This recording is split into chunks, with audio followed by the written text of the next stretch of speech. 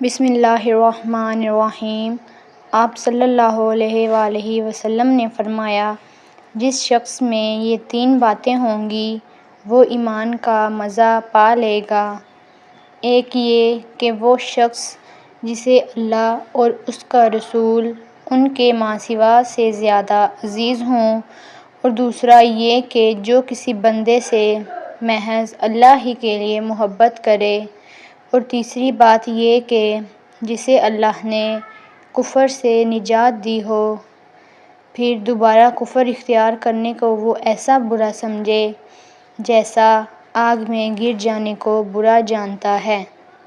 صحیح بخاری حدیث نمبر 21۔ بسم اللہ الرحمن الرحیم۔ آپ صلی اللہ علیہ وآلہ وسلم نے فرمایا، جب جنتی جنت میں اور دوزخی دوزخ میں داخل ہو جائیں گے، اللہ پاک فرمائے گا، جس کے دل میں رائی کے دانے کے برابر بھی ایمان ہو، اس کو بھی دوزخ سے نکال لو۔ تب ایسے لوگ دوزخ سے نکال لیے جائیں گے اور وہ جل کر کوئلے کی طرح سیاہ ہو چکے ہوں گے، پھر زندگی کی نہر میں یا بارش کے پانی میں ڈالے جائیں گے۔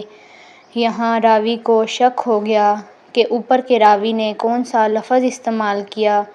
اس وقت وہ دانے کی طرح اگ آئیں گے، جس طرح ندی کے کنارے دانے اگاتے ہیں۔ کیا تم نے نہیں دیکھا کہ دانہ زردی مائل پیچ در پیچ نکلتا ہے؟ صحیح بخاری حدیث نمبر 22۔